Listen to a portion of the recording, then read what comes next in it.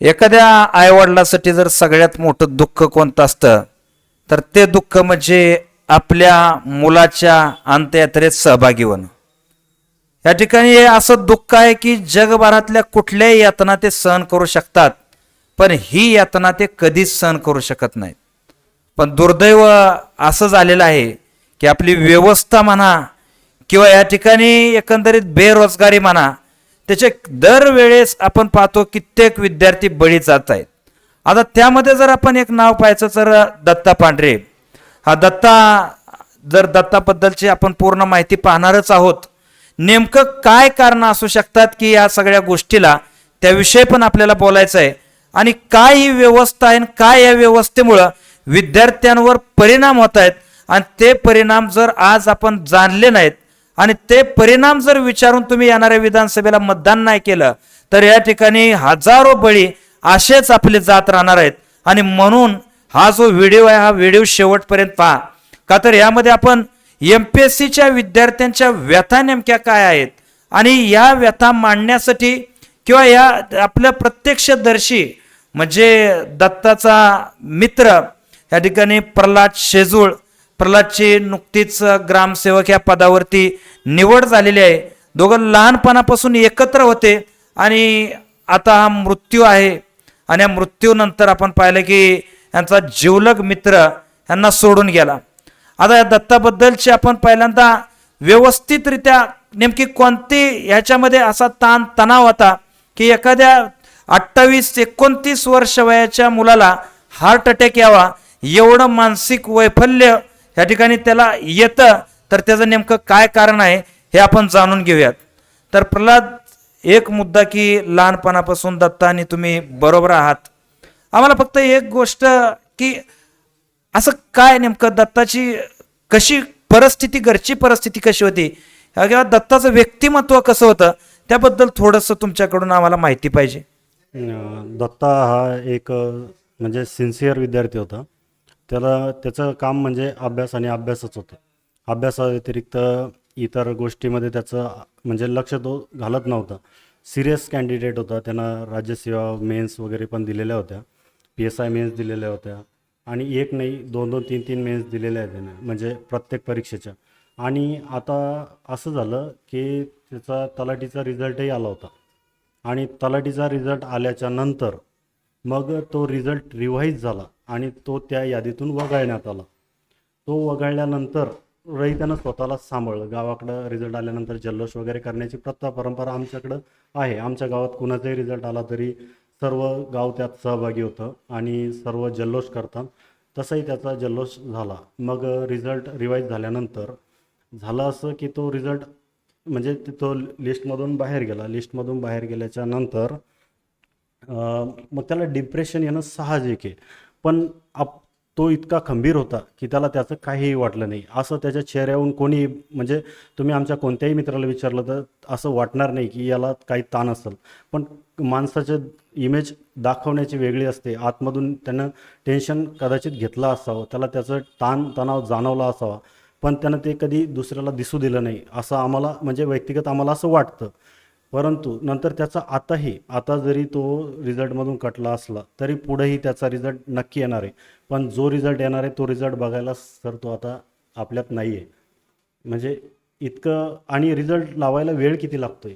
Result एक process, एप्रिलला परीक्षा प्री होऊ लागली, आज दुसऱ्या वर्षाचं ऑगस्ट येऊ लागला तरीसुद्धा रिझल्ट लागलेला नाही. म्हणजे प्रोसेस बघा किती लांबणीवर चाललेली आहे.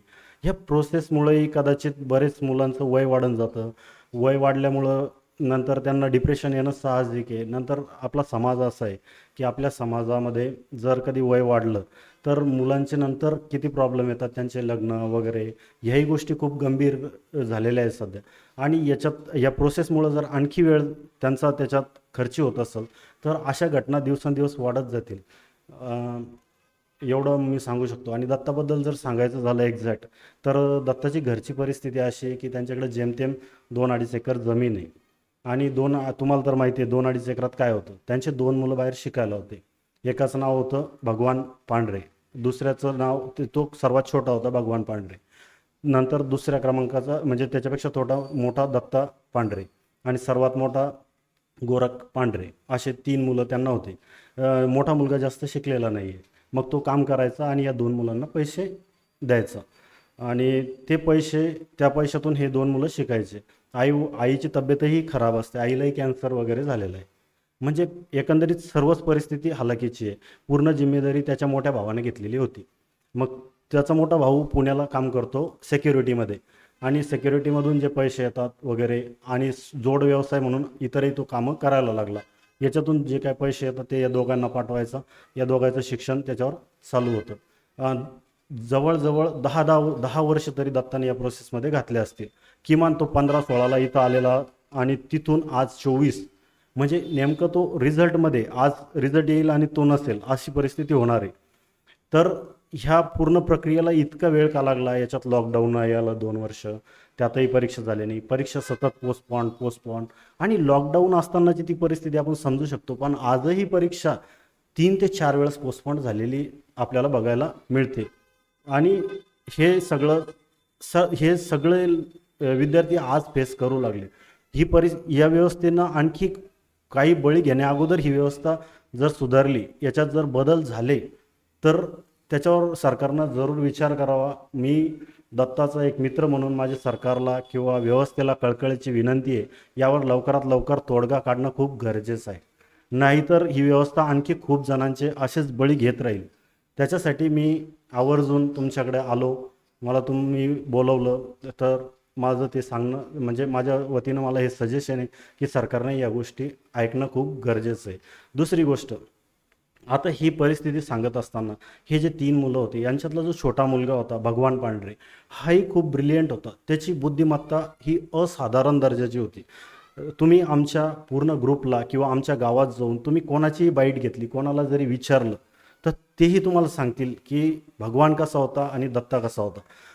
मी समजा तुम्हाला वाटेल की मी काही त्याच्यात काही कसं बोलतोय, तुम्ही कोणाच्या गावातल्या कोणत्याही व्यक्तीची किंवा कोणाचीही बाईट घ्या, तुम्हाला माझ्या बोलण्यात आणि त्यांच्या बोलण्यात तीळ मात्र फरक जाणवणार नाही.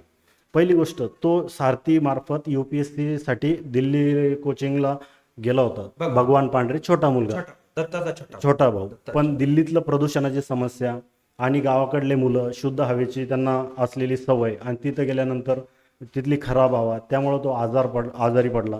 आजारी पडल्याच्या नंतर दुर्दैव त्याचं असं की त्याचे रूममेट्स वगैरे तिथं नव्हते. अक्षरशः त्याला निमोनिया झाला. त्यावेळेस त्याला उठून त्याला बाहेर जाता नाही आलं, त्याला रिस्पॉन्ड नाही करता आला त्याच्या आजाराला. त्याच्यामुळं झालं असं की तो तिथं दगावला. ते दुःख त्यांच्या फॅमिलीवर कोसळलं की इतका चांगला मुलगा आपला, इतका सिन्सिअर मुलगा त्यांनी गमावला. त्यावेळेस दत्ता त्याला इथून घेण्यासाठी दिल्लीला गेला. दिल्लीला जाण्यासाठी सुद्धा पैसे नव्हते. मित्रांनी पैसे सगळे गोळा केले आणि त्याला दिल्लीला पाठवलं. योगायोगानं त्याचे मित्रपरिवार चांगला असल्यामुळं सर्वांनी त्याला थोडी फुलाची पाकळी होऊन मदत करून त्याला दिल्लीपर्यंत पाठवलं. दिल्लीला पाठवून त्याला तो स्वतः त्याचं PM करून, तिथं त्याच्या ओळखीचं कोणीच नव्हतं कारण भगवान नुकताच दिल्लीला गेलेला होता. त्याचे मित्रपरिवार वाढलेला नव्हता तिथं. तो तिथं गेला, त्याचं PM केलं. नंतर पोलीस स्टेशनच्या प्रक्रिया पार पाडल्या, हॉस्पिटलच्या प्रक्रिया पार पाडल्या, स्वतः घेऊन आला. अक्षरशः तुम्ही विचार करा, स्वतःच्या भावाला असं PM केल्यानंतर स्वतः लोशन लावणं, एकाच पेटीत पॅक करणं, एरोप्लेननं इथं घेऊन येणं, काय बितली असेल दत्तावर त्यावेळेस. ही परिस्थिती दत्तांनी फेस केली होती आणि तरी तो त्याला तिथून इथं घेऊन आला. नंतर ते आणल्याच्या नंतर ते दुःख त्यांना पचवायला 2 वर्ष लागले. आज त्याला 2 वर्ष होत नाही तर ही दुसरी घटना त्यांच्या कुटुंबावर म्हणजे बेतली. त्यांना काय वाटत, म्हणजे आता ते दुःखातून ते कसे बसे सावरले, कारण त्यांच्याकडे एक उमेद होती, एक किरण होती की ठीक आहे. त्यांनी ते समजून घेतलं की दत्ता तरी करेल आणि दत्ताने केलंही, करून दाखवलं. त्याला स्वतःला सिद्ध केलं. पण सिद्ध केल्यानंतरही रिझल्ट रिवाईज होतो, पुन्हा माणूस लिस्टमधून बाहेर जातो, सगळा जोश जल्लोष होतो, जोश जल्लोषावर खर्च केला जातो. ठीक आहे, तुम्ही म्हणाल जोश जल्लोष करण्याची काय गरज होती?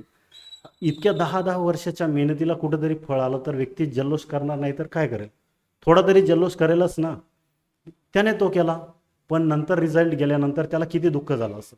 तो खंबीर असल्यामुळे त्यानं त्याचं दुःख कधी कुठं बोलून दाखवलं नाही. मी तर विद्यार्थी मित्रांना आव्हान करेल की आपले असे काही मित्र बनवा की ज्यांना तुम्ही तुमचं दुःख व्यक्त करू शकाल, काही दुःख असेल बिनधास्त व्यक्त व्हा. व्यक्त झाल्यानं तुमचं मन कमीत कमी हलकं होईल आणि गुदमरून मरण्यापेक्षा व्यक्त होण्यानं म्हणजे कदाचित फायदा होऊ शकतो. तुमचा एखादा मित्र तुम्हाला सपोर्ट करू शकतो. ठीक आहे, तुम्ही व्यक्त झाल्यानं कोणी तुमची खिल्लीही उडवाल, पण जो मदत कराल त्यामुळं तुम्ही कदाचित या व्यवस्थेत तरुण जाल. यामुळं माझा जे दत्ताचं झालं ते इतरांचं होऊ नये याच्यासाठी मी इथं आलेलो आहे आणि सरांचे जे जे प्रश्न असतील मी त्याचे उत्तरं देण्याचा इथं प्रयत्न करेन. आपण पाहिलं की ज्यावेळेस मी प्रल्हाद बरोबर चर्चा करत होतो त्यावेळेस प्रल्हादनं सांगितलं की आदल्याच दिवशी विषय असा झाला की आमच्या दोघांची चर्चा झाली म्हणजे दत्ताची आणि प्रल्हादची. तर चेहऱ्यावर बघून असं मला थोडंही जाणवलं नाही म्हणे की त्याच्या शरीरात किंवा त्याच्या मनात म्हणजे एखादा हार्ट अटॅक येण्यासाठी असं काहीतरी परिस्थिती शरीरात बदल झाला असावा अशातला काय प्रकार वाटत नव्हता. आणि दुसऱ्या दिवशी ही घटना घडती. तर विद्यार्थ्यावर एक गोष्ट नेहमी लक्षात ठेवा, म्हणजे कुणी असो, पालक असो, विद्यार्थी असो, मी पहिल्यांदा विद्यार्थ्यांना आव्हान करतो की हे बघा, व्यक्त होत चला. तुमच्या मनात जे काय वाटतं ते बोलत चला. अरे नाही शिव्या देत चला, पण कुठंतरी आपल्या भावना मोकळ्या करा, वाट रिकामी करा. तर प्रल्हाद तू म्हणतोय की व्यवस्थेचा बळी दत्ता ठरतोय. व्यवस्थेचा बळी म्हणजे नेमका ही तलाट्याची लिस्ट रिवाईज झाली म्हणा किंवा 30 एप्रिल 2023ला जी पूर्व परीक्षा झाली ती कंबाईनची आणि त्याचा निकाल या ठिकाणी अजून पण लागला नाही. तुम्हाला सांगतो अजून निकाल नाही त्याचा क्लर्कचा. तर त्या लिस्टमध्ये चांगलं लीड होतं दत्ताला, खूप लीड होतं सर. त्याला किमान 20 बीट म्हणजे 40 मार्काच्या आसपास त्याला लीड होतं. 40 मार्काचं बीट. टायपिंगही त्याची व्यवस्थित गेलेली आहे. तुम्हाला मी इथं आज आश्वस्त करतो की तुम्ही ज्यावेळेस रिझल्ट लागेल त्यावेळेस तुम्ही क्लर्कची लिस्ट काढून बघा. मी एवढी शाश्वती देतो की त्यातही दत्ताचं काम झालेलं असेल. बघा आता ही किती मोठी शोकांतिका आहे. पहिल्यांदा आपला एक मुलगा गमावला, त्यानंतर दुसरा मुलगा गमावला आणि निव्वळ कारणीभूत तुम्हाला सांगतो ही व्यवस्था आहे. का तर 1.5-2 वर्ष जर एकच परीक्षेत माझं काय होतंय बघायसाठी जात असतील तर या ठिकाणी एखादा विद्यार्थी तिशी कधी पार करतोय आणि मानसिक ताणात कधी जातोय त्याच्या लक्षात येणार नाही. विद्यार्थी इतके घरच्यांचा विचार करतायत. मी आता या सर्व पोरांबरोबर ज्यावेळेस बोलतो तितका विचार करतायत की मनातलं एखादं फ्रस्ट्रेशन भावना घरच्यांना सांगायला ते घाबरतात. घरचे वाईट नाहीत, फक्त त्यांना असं वाटतं की माझ्यामुळे त्यांना ताण नको, माझ्यामुळे त्यांना टेन्शन नको. आणि मनातल्या मनात या ठिकाणी खंगून जाणं, मनातल्या मनात या ठिकाणी विचार करत बसणं आणि कुठेही तुम्हाला सांगतो म्हणजे या गोष्टी मित्र परिवारात न बोलणं आणि परिणाम ह्या अशा गोष्टी तुम्हाला सांगतो होतात. का तर आरोग्य एक विषय असा आहे की आरोग्य चांगलं राहण्यासाठी आपल्याला माहित आहे की आरोग्यदायी संगत सुद्धा लागते आपल्याला, म्हणजे वातावरण आसपासचं, फ्रेंड सर्कल आसपासचं. परंतु या ठिकाणी आपल्याला त्या भावना सुद्धा मांडता आल्या पाहिजेत. आज दत्ताबरोबर ज्या घटना घडली ह्यामध्ये आपण व्यवस्था तर एवढी कारणीभूत आहे. आज प्रल्हाद सुद्धा मला वाटतंय तुमचाही ग्रामसेवकचा आता रिझल्ट आला, ह्याच्या अगोदर तुम्हाला काय वाटतंय की काय व्यवस्था पाहिजे होती की जेणेकरून विद्यार्थी फ्रस्ट्रेशनमध्ये जाणार नाहीत? यस सर, या व्यवस्थेवर बोलणं खूप गरजेचं आहे सर. तुम्हाला सांगतो दत्ताचा ज्यावेळेस तलाठीचा रिझल्ट आला त्यावेळेस आता वेगवेगळ्या जिल्ह्याचे वेगवेगळे फॉर्म निघतात. आता मला सांगा तुम्ही, तलाठी ही पोस्ट महाराष्ट्रभर सारखी आहे. तलाठीपेक्षा कमी दर्जाच्या पोस्टसाठी तुम्ही महाराष्ट्रभर एकच परीक्षा आयोजित करतात. पण जर तुम्हाला तलाठी घ्यायची तर तुम्ही त्याचे जिल्हा वाईज भरती प्रकाशित करतात. आज दत्तापेक्षाही म्हणजे दत्ताला 186 मार्क होते, पण आज दत्तापेक्षाही कमी मार्क असणारी मुलं लागलेले. अकोल्याचा रिझल्ट किमान मला आठवतं तोपर्यंत, कदाचित थोडे आकडे इकडे तिकडे होऊ शकतात, पण 174 EWSचा लागलेला आहे. दत्ता EWSमध्ये दत्ताचे मार्क 186 आहे. त्याचं तिथं सिलेक्शन नाही झालं. म्हणजे पहिल्या वेळेस झालं, दुसऱ्या वेळेस परत रिवाईज लागलं, तुम्ही त्याला लिस्टमधून बाहेर केलं. आज मीही धाराशिवला आहे, माझेही तलाठीचे मार्क 188 असताना म्हणजे तुम्ही 188 मार्कवाला EWSचा पोरगा तलाठी म्हणून घेत नाही, पण 174 वाला तुम्हाला तलाठी म्हणून चालतो. मग हे सरकारचं धोरण बरोबर आहे की चूक हे तुम्हीच मला सांगा. तुमचं अत्यंत बरोबर आहे. तुम्हाला सांगतो की हे IBPS TCS हे एक्झाम ते लिस्ट ते रिवाईज करणं, रिवाईज करून लिस्टमधली पोर आउट करणं, बाहेर काढणं. आज मला सांगा त्याच्या मनावर काय बितले असेल रे, ज्यावेळेस तलाठी लिस्टमध्ये त्याचं नाव आलं आणि नाव आल्यानंतर गावात सत्कार समारंभ झाला आणि पुढच्याच 15 दिवसात कळतंय की लिस्टमध्ये नाव नाही. म्हणजे आता काय नेमकं रिवाईज करून तुम्ही काय क्वालिटीची पोरं बाजूला काढून, नेमकी मी म्हणत नाही पास झालेली बिगर क्वालिटीची आहेत असं माझं म्हणणं नाही, पण हे रिवाईज करणं, नॉर्मलायझेशन करणं, ही 5-5 वेळा परीक्षा पुढं ढकलणं, अरे आयोगानं निष्क्रिय किती असावं. मला सांगा की एक परीक्षा त्या दिवशी दुसरी परीक्षा येते, ही पोरांना रातभर आंदोलन करून सांगायची वेळ येते. अरे किमान तुम्हाला सांगतो 10वी पास झालेलं जरी पोरग तिथं बसवलं ना, त्याला सांगितलं ना भारतातल्या कुठल्या परीक्षा महाराष्ट्रातली पोरं देते ती तेवढं बघ आणि त्या दिवशी MPSCची परीक्षा टाकायची नाही, एवढं 100 पोरग काम करेल ना. म्हणजे व्यवस्थेचं काय झालंय तुम्हाला सांगतो. अजून 2024ची कंबाईनची ऍड नाही, 16 जूनला परीक्षा होणार होती, ऍडच नाही अजून. म्हणजे आज मला सांगा या पोरांनी नेमकं कोणत्या आशेवर बसायचं. अरे तुम्ही सांगा ना, वर्षभरात एवढ्या एक्झाम होणार आहेत, एवढ्या पोस्ट निघणार आहे, पुढच्या 2-3 वर्षाचं प्लॅनिंग द्या. इतक्या दिवसात सांगतोय की ते IBPS TCS अशा कंपन्या आणून तुम्ही 70,000ची ऍड काढली काय, 75,000ची जागा भरती काढली काय. शेवट क्वालिटीच्या विद्यार्थ्यांना म्हणजे वारंवार ह्या व्यवस्थेनं मारलेलं आहे. आज दत्ता सुद्धा त्यापैकी एक बळी गेलेला विद्यार्थी आहे. म्हणजे आपण पाहतो की हे जे MPSCचे विद्यार्थी आहेत यांचं जर आयुष्य जवळनं बघितलं तुम्हाला सांगतो तर सगळं काय दिसतंय का जगमगाटी शहरात ते राहत आहेत. या ठिकाणी आसपास या ठिकाणी आपल्याला दिसतंय की मुलं मुली एकमेकांसंग बोलतायत, पण रिअलमध्ये जर त्यांच्या आयुष्यात तुम्ही डोकून बघितलं ना तर तुम्हाला सांगतो सगळा आपण पाहतो ना की ते खलनायक मध्ये गाणं आहे बघा, सारा समंदर मेरे पास है आणि मेरी बूंद सिर्फ म्हणजे एक बूंद मेरी प्यास आहे. म्हणजे सगळं काय आसपास असून सुद्धा त्यांना कशाचाही उपभोग नाही. तुम्हाला सांगतो सकाळी उठायचं, ह्या ठिकाणी रिडिंगला जायचं, नाश्ता करायचा, परत रिडिंगमध्ये बसायचं, परत दुपारी जेवण करायचं, 10-15 मिनिटं रेस्ट घ्यायची, परत रिडिंगला जायचं. तुम्हाला सांगतो तोच टी-शर्ट, तीच ट्रॅक पॅन्ट आणि या ठिकाणी तेच गावाकडचे फोन, त्यापैकी भिकारचोट लोकांचे सल्ले आणि ते ऐकून ऐकून ऐकून एक बुद्धिमान माणसाला काय वाटत असेल की ज्याला आखी राज्य घटना कळली, आखी अर्थव्यवस्था कळली, या ठिकाणी अख्खा इतिहास कळलाय, त्याला काय वाटत असेल. ज्यावेळेस एखादा गावाकड दुकानात कामाला जाणारा पोरगा ह्याला ज्ञान शिकवतो, अरे अजून किती दिवस. या ठिकाणी एखादा या ठिकाणी शेणघाण काढणारा गडी येऊन सांगतो अरे काय करतोय तू अजून. म्हणजे या पोरांची अवस्था केली कुणी, यांच्या प्रयत्नात कुठं फॉल्ट आहे मला सांगा, अडचण कुठं आहे. आज प्रल्हादनं 5 मेन्स दिलेले आहेत, या ठिकाणी दत्तानं तुम्हाला सांगतो 5-7 मेन्स दिलेले आहेत दत्तानंही. आणि एवढं करून या ठिकाणी कुठं ना कुठं कसं तरी फेल्युअर येते. तर या व्यवस्थेत बदल आणणंच गरजेचं आहे आणि ही व्यवस्था बदलणंच गरजेचं आहे. अन्यथा तुम्हाला सांगतो की ऐन तारुण्यात हार्ट अटॅक यावा, ऐन तारुण्यात. या आपण पाहतो की काय आयुष्याची अजून सुरुवात नाही. म्हणजे या ठिकाणी आज पोरांकडे जर बघितलं तर लक्षात घ्या, या पृथ्वीवरच्या बाकीच्या ज्या गोष्टी आहेत जीवन जगण्याच्या त्या बघितल्या सुद्धा नसतील आणि त्यात मृत्यूनं शिवावं एवढं ताणतणाव टेन्शन तेही ह्या वयात. आणि पोरांना तुम्हाला एक आव्हान आहे, म्हणजे स्पर्धा परीक्षा करणाऱ्या पोरांना एक आव्हान करतो. तेव्हा स्पर्धा परीक्षा काय मी बघितलेलं आहे, जवळनं बघितलेलं आहे, त्यानंतर मी क्लासेस क्षेत्रात आलेलो आहे. शेवट एक गोष्टीचं मला नक्कीच कळतं, पोस्ट मिळवायची कशासाठी मिळवायची, काय प्रेस्टीज, परत काय पैसा, परत काय अंतिम 2रं 3रं नव्हे 4थं 5वं उत्तर तर हेच राहील शेवटचं समाधान.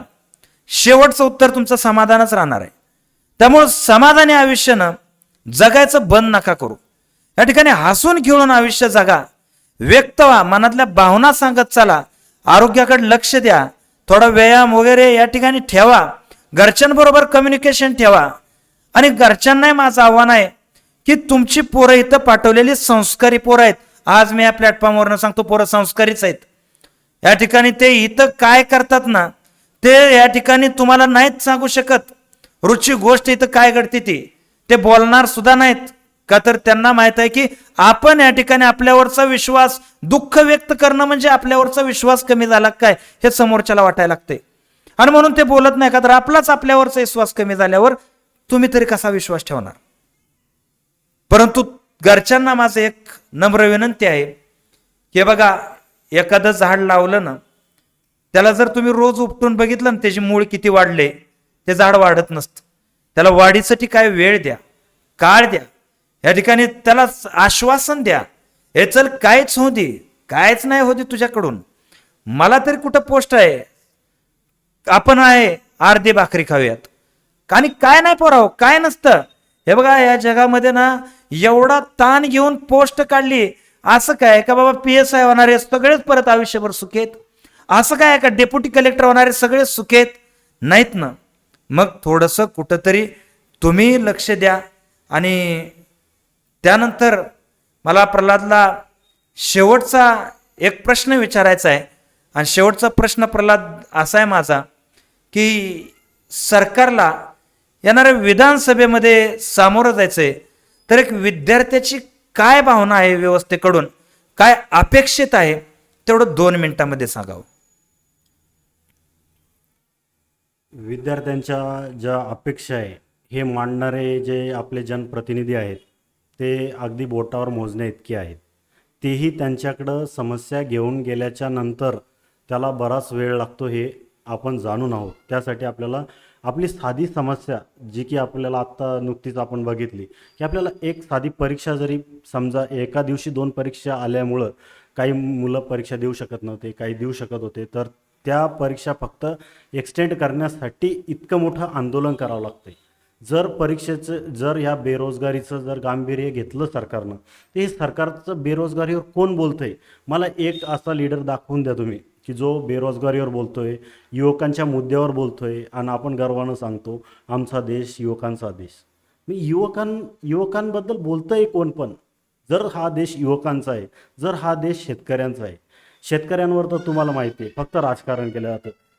आणखी त्यांना एक मुद्दा भेटू शकतो की युवकांवरही ते उद्या राजकारण करू शकतात, पण किमान त्यांचा मुद्दा तर समोर येईल. पण त्यांचा मुद्दा तर आपल्या विधानसभेत किंवा कुठेही चर्चेला जात नाही. आणि विधानसभेत एखादा मुद्दा चर्चेला जातो, जसा की ॲग्रीच्या जागा समजा MPSC मध्ये ॲड करा, ही पवित्र पटलावर ही गोष्ट बोलल्या जाते, तरीसुद्धा ती राज्यसेवेमध्ये ॲड केल्या जात नाही. मग तुम्ही त्या विधानसभेमध्ये बोललेल्या शब्दांना जर महत्त्व दिलं गेलं जात नसेल तर आपली व्यवस्था ढासळलेली नाही का? आता तुम्ही विधानसभेमध्ये पटलावर ज्या गोष्टी बोलू लागले, त्या गोष्टी जर कधी प्रत्यक्षात येत नसतील तर माणसानं बोलायचं कुठं? का फक्त सोशल मीडियावर फक्त बडबड करायची, आता मी इथे येईल आणि बोलेल आणि मग यानं व्यवस्था सुधारेल, असं होईल का? नाही. याच्यासाठी कुठंतरी व्यवस्थेनंही काम करणं गरजेचं आहे. एक व्यक्ती काय करू शकतो? सगळ्यांना एकत्रितपणे काम करावं लागणार आहे या गोष्टीवर. आणि राहिली गोष्ट दत्ताची, तर मला एकच सांगावं वाटतंय की दत्ता हा खूप सिन्सिअर विद्यार्थी होता. त्याची अमाप मेहनत होती. त्याच्या मेहनतीत तो कुठेही कमी पडला नाही. तुम्हाला वाटेल मी अतिशयोक्ती बोलतोय, तुम्ही माझ्या पाठीमागं जाऊन कोणालाही विचारा. एक वेळेस तुम्ही माझ्याबद्दल जर विचारलं तर म्हणाल हा पूर्ण गेलेला माणूस आहे, याचं काही खरं नाही. म्हणजे मी इतका सिन्सिअर विद्यार्थी नाही सर. खरं सांगायचं म्हणजे मी 2 दिवस अभ्यास करल तर 3 दिवस दुसरेच कुठाने करल, मी असा विद्यार्थी आहे.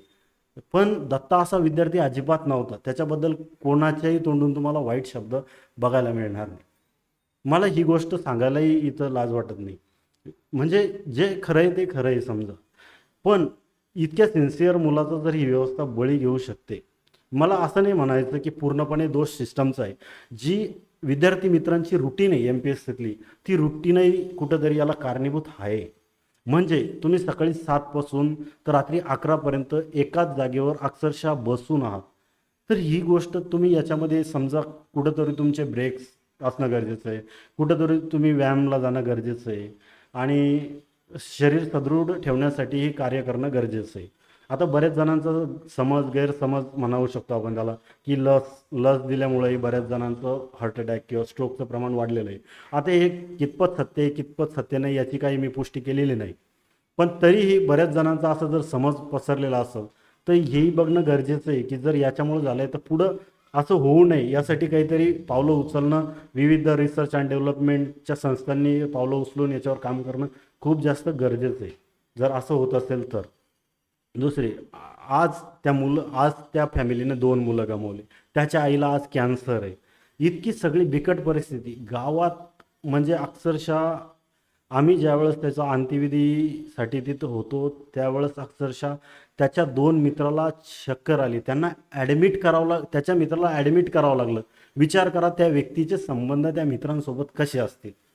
हां, किती ते मुलं इतके भावनिक झाले की अक्षरशः त्यांना चक्कर आली त्याचं असं झालेलं बघून, आणि त्यांना सलाईन लावावं लागलं MGMमध्ये. याची MGM साक्षीदार आहे. आता म्हणजे तुम्ही MGMमध्ये जाऊनही चौकशी करू शकता. इतका मॉब 100-150 मुलं तिथं असताना त्याला आम्ही वाचवू शकलो नाही, याचं दुःख आमच्याकडं सतत आम्हाला हे सलत राहील. आणि सतत तो आमच्या ह्या गोष्टीमुळं एक आमच्या मनामध्ये ते दुःख सतत राहील की आम्ही याच्यासाठी काही करू शकलो नाही. माझा मित्र कृष्णा असेल, कृष्णानं 5च मिनिटामध्ये 20-25 हजार रुपये जमा केले होते याला त्याला फोन लावून.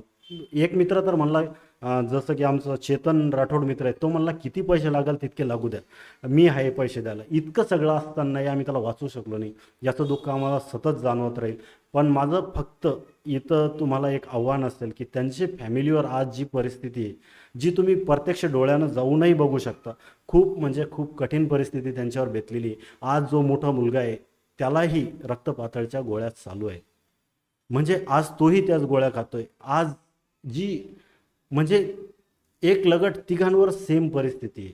आज त्याचा पाय अक्षरशः सिक्युरिटीमध्ये काम करू करू अक्षरशः खाली पाय सर काळा पडलेला त्या मुलाचा, त्याच्या मोठ्या भावाचा आजही. म्हणजे इतकी परिस्थिती. त्याचं चेकअप झालेलं आहे, तोही बघतो, म्हणजे तोही त्याच्या आरोग्याची खूप काळजी घेऊ लागला. पण त्यांच्या म्हणजे आपल्या भावांचं काहीतरी होईल याच्यासाठी त्यानं पूर्ण मेहनत घेतली. 12-12 तास तो सिक्युरिटीला उभा राहिला आणि ते आलेले पैसे त्यानं यांना दिले. आणि यांना पैसे देऊन असं नाही की यांनी ते पैसे उडवले, मोकार खर्च केला. त्या पैशातून यांनी त्यांचा आउटपुटही दाखवून दिला. पण आउटपुट दाखवल्यानंतरही त्यांच्या हाती ज्या वेळेस आपण म्हणतो ना, देव देतो आणि आपल्याला घ्यायला काही नसतं, सेम परिस्थितीचं हातचा, आपण त्याला असं गावाकडच्या लोकांच्या भाषेत सांगायचं म्हणजे वाढलेलं ताट हिसकावून घेतलं देवानं, असं गावचे लोक म्हणतात. तर त्या त्या त्या प्रकारची परिस्थिती त्या फॅमिलीवर बेतलेली आहे. माझा तुमच्या क्लासकडं मी यासाठी आलो आहे की त्यांच्या फॅमिलीला होता होईल तेवढी तुमच्या ग्रुप म्हणजे क्लासेसवाले वगैरे जे होईल ते तुमच्या परीनं जी मदत तुम्ही करू शकाल त्याच्यासाठी मी तुमच्याकडे विनंती करतो. आणि तुम्ही मला फुल ना फुलाची पाकळी मदत कराल आणि त्याच्या फॅमिलीला मी हे सुपूर्द करेल, याच्यासाठी मी आलो आहे. प्रल्हाद, हे बघ, क्लासवाले आणि विद्यार्थी भले आपण एकमेकाला हजारो वेळा नावं ठेवतो, शिव्या देतात, आम्ही इकडून काहीतरी बोलायचं, पोरांनी खाली कमेंट टाकायच्या, हे आपलं रिलेशन आहे आणि रिलेशन खूप हेल्दी आहे. पण एक गोष्ट नक्कीच आहे की मी एकटा क्लासवाला म्हणून नाही सांगत, मी कुठलाही महाराष्ट्रातला क्लासवाला म्हणून एक गोष्ट सांगतो की विद्यार्थ्यांच्या पाठीमागं आम्ही सदैव 100% उभा आहे. या ठिकाणी मी डिस्क्रिप्शनमध्ये या ठिकाणी एक दत्ताच्या मोठ्या भावाचा गुगल पे, फोनपेचा नंबर ॲड करतोय आणि आपल्या अकॅडमीच्या वतीनं सुद्धा या ठिकाणी भरभरून मदत या ठिकाणी तिथं तुमच्या समोरच मी करणार आहे, त्यामध्ये काय विषय नाही, डाऊट नाही. आणि बाकीच्याही विद्यार्थ्यांना, क्लासवाल्यांना आणि सगळ्यांनाच मी आवाहन करतो की ठीक आहे की दत्ताच्या या ठिकाणी निधनानंतर, दत्ताच्या भावाच्या निधनानंतर आपण नक्कीच त्यांना माघारी तर आणू शकत नाही, पण किमान आई वडिलांचे जे आजारपण आहे, मोठ्या भावाचं जे आजारपण आहे, त्याला आपल्याकडून किंवा दत्तानं इतके दिवस या क्षेत्रामध्ये ज्या ज्या प्रकारे अभ्यास करून नवीन विद्यार्थ्यांना एक मार्गदर्शन दिलेलं होतं लढण्याचं, तर त्या सगळ्याचं स्मरण प्रित्यर्थ आपण सर्वजण मिळून मदत करूयात. आणि MPSC चॅलेंजरच्या वतीनं सुद्धा या ठिकाणी भरभरून मदत. आणि एक क्लासवाले आपण आहोत, राजकारणी नाहीत, हे आश्वासनं असत नाहीत क्लासवाल्याची, तर ते होणारच आहे, त्यामध्ये काय विषय नाही. आणि यामध्ये प्रल्हादनं इथं येऊन आपला बरोबरचा मित्र, या ठिकाणी मित्र एक असं नातं आहे की भले रक्ता मासाचं जरी रिलेशन नाही तरी पण हे आत्म्याला जुळल्यानंतरचं जे नातं तयार होतं त्याला मैत्रीचं नातं आपण म्हणतो. का तर एक मित्र आयुष्यातून जाण्यानं जी हानी होती ती हानी प्रल्हाद तू भोगलेली आहे. आणि आज या ठिकाणी येऊन तू ज्या प्रकारे ह्या व्यवस्थेविषयी या ठिकाणी जे बोललेलं आहे आणि खरंच या व्यवस्थेवर प्रश्नचिन्ह या ठिकाणी नेहमीच उभा राहिलेला आहे. आणि अजून किती दिवस तुम्ही हे प्रश्नचिन्ह उभा ठेवणार आहे, हा पण मला विरोधक असो नाहीतर सत्यातले असो तुम्हाला सगळ्यांना प्रश्न विचारायचा आहे की तुमची पोरं किती वेळ अभ्यास करतात.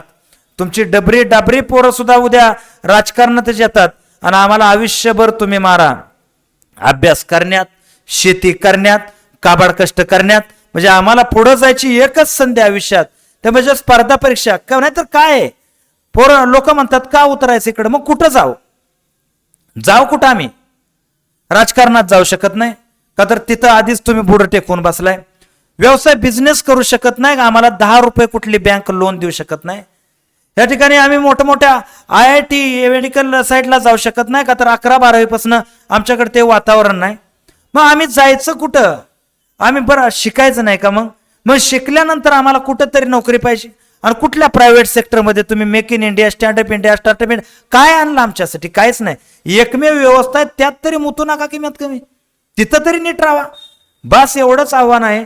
आणि या ठिकाणी डिस्क्रिप्शनमध्ये मी गुगल पे, फोनपेचा नंबरही ॲड करतो. बाकी सर्वांना आव्हान करतो की प्रत्येकाने फुल नाही फुलाची पाकळी आपापल्या पद्धतीनं काय ना काय मदत करत चला. आणि आपण थोडंसं का व्हायना, म्हणजे दुःख तर आपण नाहीच हलकं करू शकत, पण एक आपल्या थोडंसं मित्र आहे दत्ता MPSC करणारा, आणि घरच्याचं दुःख आपल्याला बघवत नाही, सोसत नाही. आणि म्हणून या ठिकाणी एक आहे तो मुद्दा. तर या ठिकाणी आता पुढं जास्त काय बोलण्याचा विषय नाही, तर इथं आता मी थांबतो. जय हिंद, जय महाराष्ट्र.